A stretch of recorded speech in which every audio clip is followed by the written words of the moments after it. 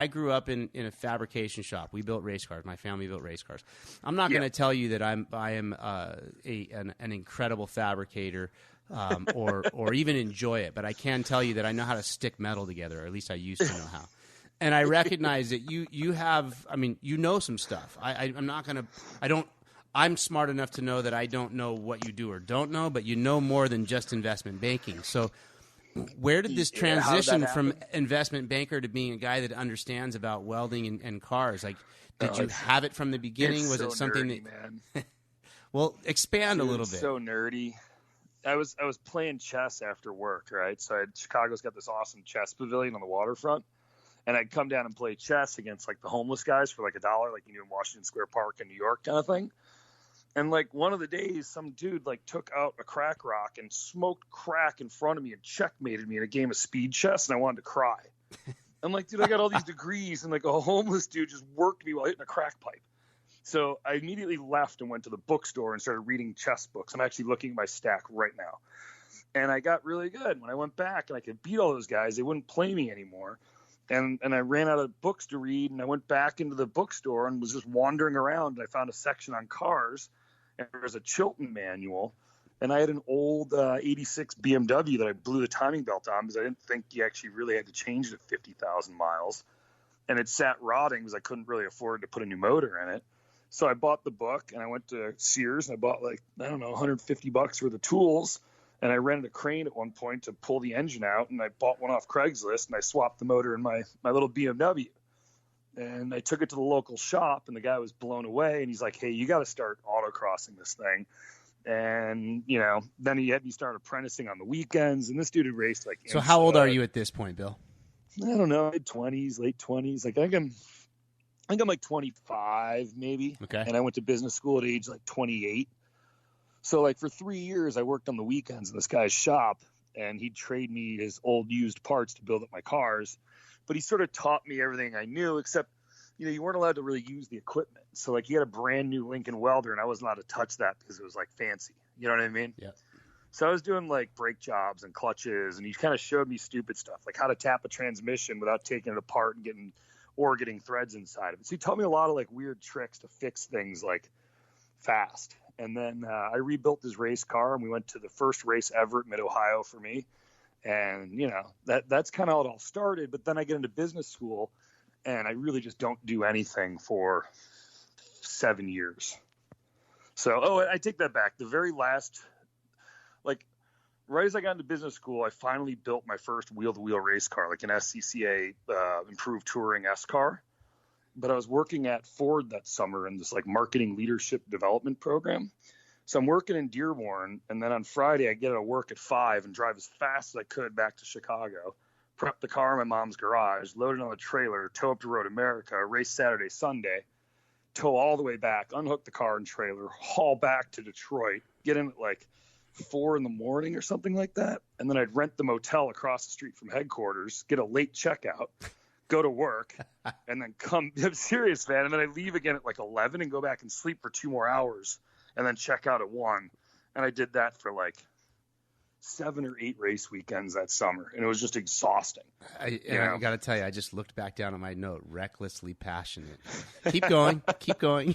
Yeah, so, you know, and I did that. And then the final year of business school, I entered One Lap of America with my sister, and had the time of my life. And One Lap of America, if you're not familiar with it, it's like the I'm not. Yeah, it's sort of like what it used to be, the Cannonball Run. So remember Brock Yates and the Cannonball Run cross country, and you know the government was like, we're going to shut down Car and Driver if you don't stop running this race. And so it turned into a like you go from racetrack to racetrack now. So like if you're at one track and it's say 600 miles and the speed limit's 60 miles, they give you 10 hours to make the next track.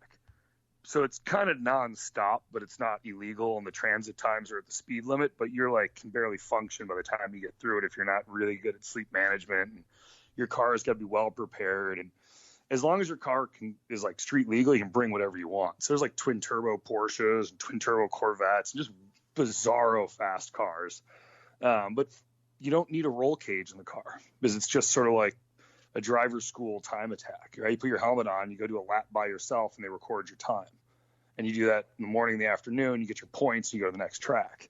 So for me, that was like the gateway drug or whatever, if you will, to motorsports. I'd been racing wheel to wheel, but I'd just been doing these 30-minute sprint races at the local track. This was the first week-long big event that crossed the country that I was a part of. And then I went to work and didn't do anything for literally 5 years. Like no driving, I instructed at some car clubs, but whatever, So this has been, again, purely out of reckless passion. And reckless passion. You've mentioned something a couple of times here, and I don't know if you're not catching it yet, but you will as soon as I say it. And I've been fascinated here of late with some of your Instagram stories. You've talked about your mother's garage quite a bit. And dude, it sounded as if the first project you did, if I was putting the pieces together right, it was somewhere in your 20s. Is that an accurate? It was actually the same garage I'm in now. Well, that's okay. Stop. That 20 years ago? Are you in your 40s? Yeah. Okay, so I'm your mom's garage. Your mom's garage has been this pillar for your, if we want to call it career or your life. It sounds like it's kind of been this thing that you've revolved around here throughout your life, or at least the last 20 years. And I noticed something in one of your videos just the other night. I mean, you got crap spread all over this garage, at least from from the screen shot, the way you arrange the camera. But it's got a beautiful, shiny, perfect epoxy floor in it.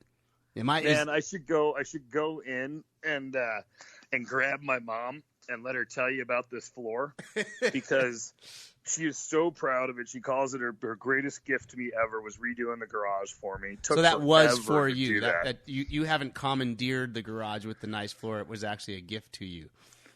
Yeah. So when I started, the floor was gross. There was a single light bulb hanging from the ceiling, and I put one of those things there, so I get like 3 light bulbs in it, and we had those old contractor lights on the stands everywhere. We just had like 1 light bulb in there, and it was a cold concrete floor, and the garage was freezing. And I used to use those propane contractor heaters in Chicago. And then I used to try to run them from the outside, but the air was so cold out there, it didn't work. So I'd actually set the propane tank up and the contractor heater like in the hallway of the house. And then we'd heat the garage. And then, of course, you got to get a quick blast of the oxygen in there, get all the CO2 out. And then you could work. And we'd just do this like 5-10 minutes every hour. And the place was just miserable. So at some point, when I moved out to California, I had a shop in San Marcos for a couple of years. And I did nothing there. I hated it. It was like cold. It was impersonal. It wasn't fun. I don't know. My friends weren't coming by. The whole thing just was not me. And so when I shut that down and started coming back here to work, my mom wanted to do a little bit of work on the house. And at the same time, she's like, let's put in some like real lights and let's put in like a nice floor and let's get you like an actual heater so that you're not running propane. And this is about the first year that I've actually been able to use that fancy floor and the nice garage and all that. So this is a brand new setup, and it is nice, man. I mean, I got to tell you, it's really nice. Okay, so a perfect segue. We're now talking about current day. You're in your mother's garage, and you're doing something, man. I've watched you with a Sawzall and listened to your rant about alignments and making sure things are straight. And I'll be honest, I mean, I'm not watching it all the way through. I'm just getting I'm like, what's Bill up to now? What are you doing in your mom's garage? Yeah. I'm learning, man. I mean, I'm just learning. Like it's hard to explain. Throughout this whole adventure, I keep buying cars. I've only ever sold one. So I've got like 16 or 18 cars or something like that. And along the way, we bought a 750 IL to go lemons racing with. Okay. And in the last, 3 or 4 years since I bought that particular chassis, like everyone had like kids or like got serious or like didn't want to buy a new helmet and just stopped going to the track. So now I've got this V12 7 Series sitting outside that I paid $700 for it, and someone had sanded all the paint off, so it was like this rust leopard color thing. And I'm looking at it, and I'm going, I should just take the motor out and send it to a junkyard, right? And then I realized I really suck at welding sheet metal together, and I suck at unibodies and all that sort of stuff. And I should maybe just cut this thing up and like practice. And I remember this Roadkill episode where they put like a street legal Monte Carlo onto a circle track car, and to shorten the wheelbase, they cut the C-pillar horizontally and just moved the rear axle effectively in and left the roof untouched. So I decided to do that to the 750, and I decided it also comes to another weird thing, right? I've got all these books on engineering and tuning, and I'm always reading them and learning. And I've decided that, like, if you could have a bunch of race cars that are identical, but all designed for different tracks, you'd be in a really cool spot, much the way like skiers have different skis for different courses. You have slalom skis and GS skis with different arcs into the side cut. So if you take like a car and you figure your tire slip angle, call it like, I don't know, just pick a number, like 8 degrees, 10 degrees, like where the tire works really well. And then you put that into the wheelbase, you end up with like a radius. And it's why like Miatas or my Lotus Exige or a 911 work really well on short corners and handle real well, because like the tire's slip radius, that whole arc gives you like the right angle through a corner. So again, I'm fascinated. Investment banker to somebody that really understands or is learning to understand car design and dynamics and geometry and all of that. It's fascinating that you've dove in. It goes back to the bookstore, right? Yeah, I know. The whole bookstore thing. I know. Man. Like you go to the bookstore now and there's not a lot of books, and most kids are learning from like Facebook groups and not really from like the experts. Like whereas I got like Donahue's book, I got Carol Smith's book, I got this book on aerodynamics, and someone chimed in. We're like, I'm pretty sure my professor at UCSD wrote that. And sure enough, the guy's a professor in San Diego. I'm going to go find the guy and take him out to lunch. I got some more questions. You know, I mean, it's a book called Race Car Aerodynamics by Joseph Katz, right? And so, you know, I guess for me, you know, when I was in my 20s, I was kind of apprenticing this guy's shop on Saturday. I didn't have any money, man. I grew up in a nice, you know, house, nice neighborhood. Dad was a lawyer, but they weren't giving me money to race cars. And I wasn't earning enough to do it. So I bought all the books and I read everything I could, because I figured one day I was going to get the cash and I was going to be old and I wasn't going to have a lot of time to learn. So I'd need to like learn everything now. So when I had the chance, I could do it really fast and do it really well and skip like the whole 10 years of the learning curve. Which so, I don't know. Effectively, I mean, you've done that now, but thanks, man. So back to the 7 Series, right? So I basically just shortened the wheelbase of this thing to a 911. So I took a 120-inch wheelbase of a long, stretched-out BMW 7 Series and shrank it down to a 911. And when I did that, the rear window ended right at the rear bumper. So I now have like a V12 two-door, looks like a hatchback, like a TI. and then the doors, you know, I didn't know what to do, so the doors are actually sitting against the wall, like one after another, stacked.